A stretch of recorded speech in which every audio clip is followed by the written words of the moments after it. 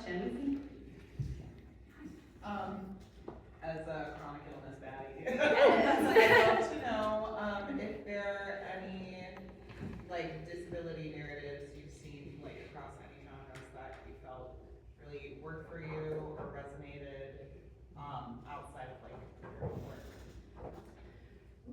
Like any, like not even just playwriting, anything. Yeah, just like anything that comes to mind. Yes. I mean, the one that always I go to is Next to Normal, which is a musical about a woman with manic depressive disorder. And it's like very much getting into like the glass house, literally, that is mental illness, and also how that is impacting their family. The Cost of Living by, oh my gosh, I'm terrible at names. Martina Maya. Thank you. Is a beautiful play that I think is just about human realness, rawness, but it also does humor really well. Like there's not even an ounce of pity in that play, and I think that's part of what makes it beautiful. Yeah.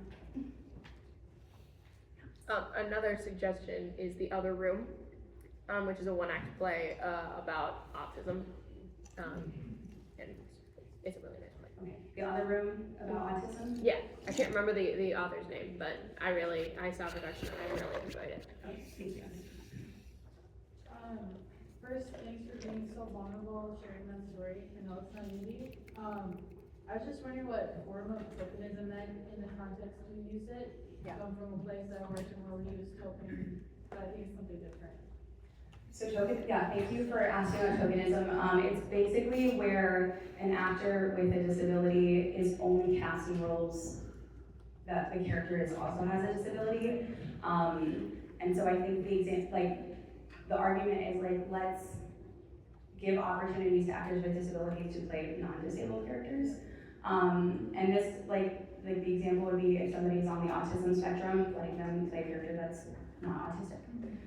Did that clarify it for you? Thank you. Hi. Hi, I got a quick question. When you, thank you for the definition, tokenism. When you have, let's say actors, let's say a role is for someone in a wheelchair or who has autism. I have my cousin, she's on the spectrum, and there are some other things, not all familiar with her, but she's bound to a wheelchair, basically. So my question is this more so, how do we get, if we create these particular roles that you're speaking about, how do we put someone who may be a little, with their communication or et cetera, to make it believable in the sense of, I'm not saying they can't be in love, but I've seen some pretty, tough on the word, I've seen some pretty big outbursts with some of the people who have autism and things like that, who do want to do theater and et cetera, but I'm trying to figure out how can we find a way that we can put them in these roles that you say that are for non-people with disabilities, but make them believable. Yeah. Yeah, it does. I think, well, we're creative artists, so I think we need to find creative solutions, and just not stick to this is the way it is, so we do it because this is how we've always done it. And I think that's so much about disability and accommodating. It's just having a conversation and figuring out how can we work together. And I think that also just the message is that my art is not wrong, it's different, but it's just as important and valuable. So I think it's it's a change of mindset, and it's a change of practices and how we do it. Thank you. Sorry, less a question, but also just to add on to that with autism specifically, there are a lot of companies out there specifically working with disabled actors and specifically working with autistic actors, like Epic Players in New York. There's a company called Family with a PH that's all disabled actors doing plays that are not necessarily about disabled people, and what does Little Shop look like if everyone has a disability? So the opportunities are out there, and there are folks working on building structures to overcome the perceived obstacles that you're facing. Thank you for sharing that, yeah. Hi, Michael, your hand was up? Oh, okay, never mind. Hi. Yeah, I love the phrase developing dramaturgies. Could you go more into that specifically in like the actual sense of that? I think actually a great thing is, we've been talking about structure and like abandoning it.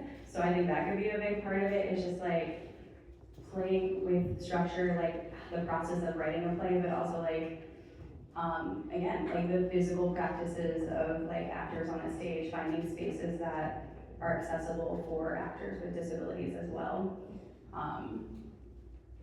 Does that answer your question? Okay, thank you. Yeah. I have a related question.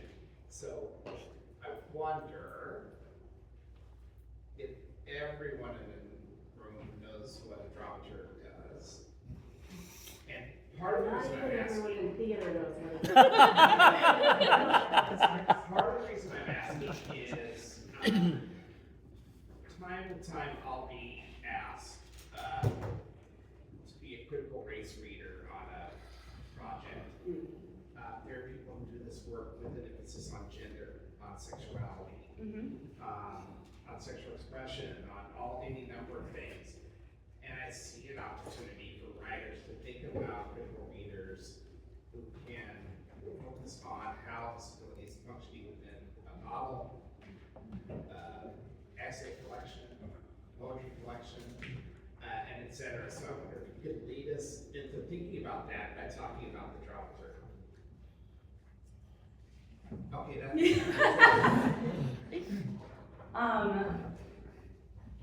okay, so I can share some thoughts. Yeah. As I understand it, a dramaturg is a person who helps situate the play within possibilities. So for example, they're almost like a consultant. The director's thinking about how the work is staged. The dramaturg might think about the work within the context. They might have questions about specific moments in the play. If it's a work that has been staged before, they might bring forward perspectives on different ways it's been presented, et cetera. They engage with the text and the directorial direction, and they ask questions and that type of thing. Is that roughly? That's, I think, great, yeah. I was gonna say there's kind of a split between production dramaturg and new play dramaturg. Okay. So in a production with a play that's finished, the dramaturg is kind of representing the play Yeah. and the voice in the room to say, okay, but why is As You Like It set on a space station? Yes. All right, but So if now it's a let's new say play, the fiction dramaturg writer. collaborates with the writer. Michael, here's a friend of mine who's a dramaturg. I'm gonna butcher what she says, but it's essentially, she's like, a dramaturg is not gonna tell you why your play sucks. A dramaturg is gonna tell you why your play sucks. And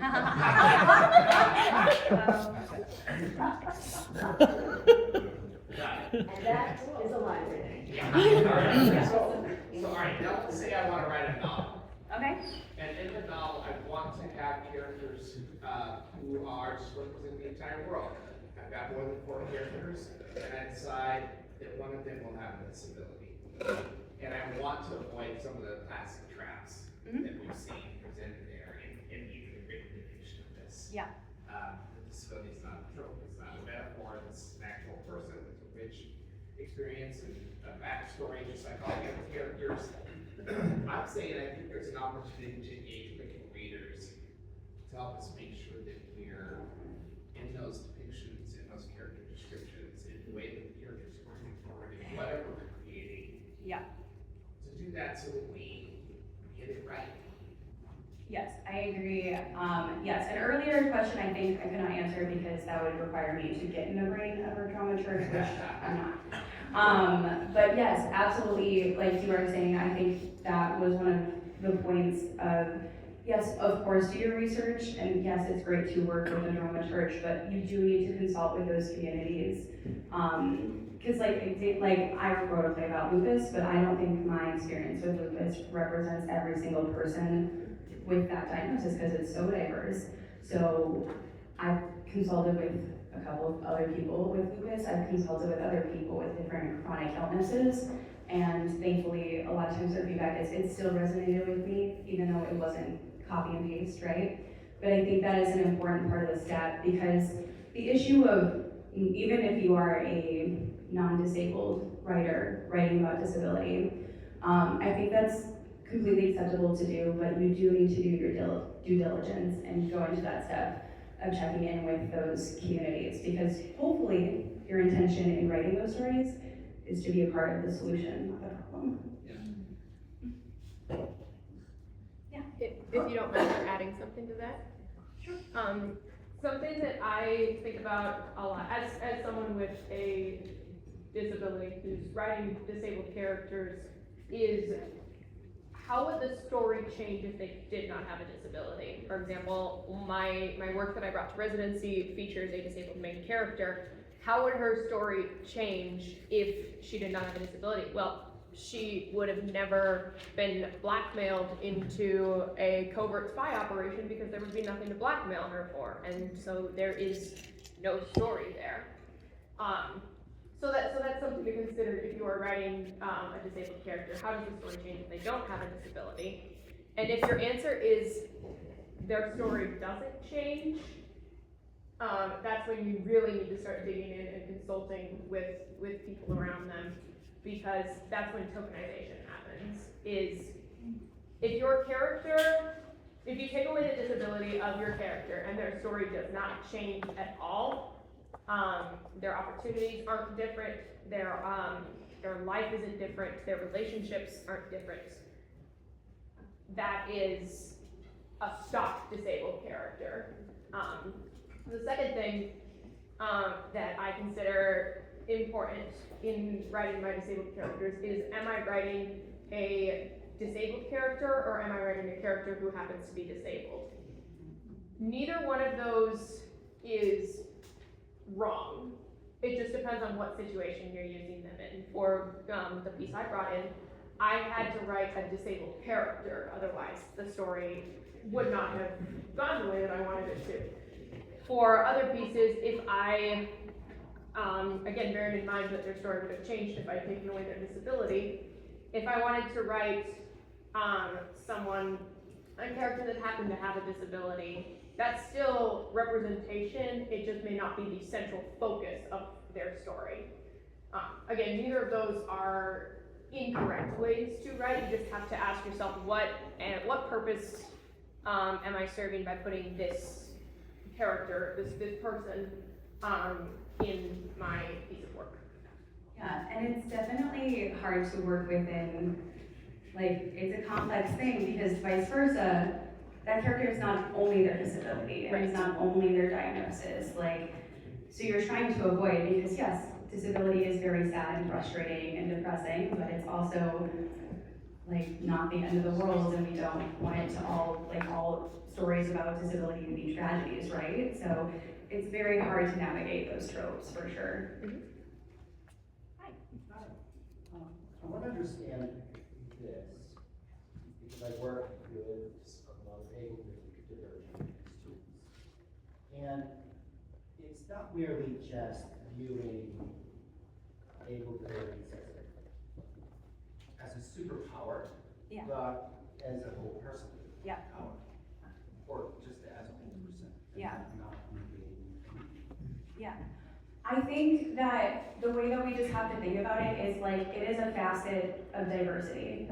So in the same way that you would explore race or sexuality, age, all of those things, it's a part of a person, but it's not your whole person.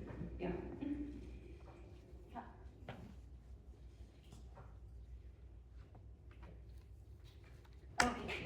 I'm so proud of you, that's all I was gonna say. Oh, thank you.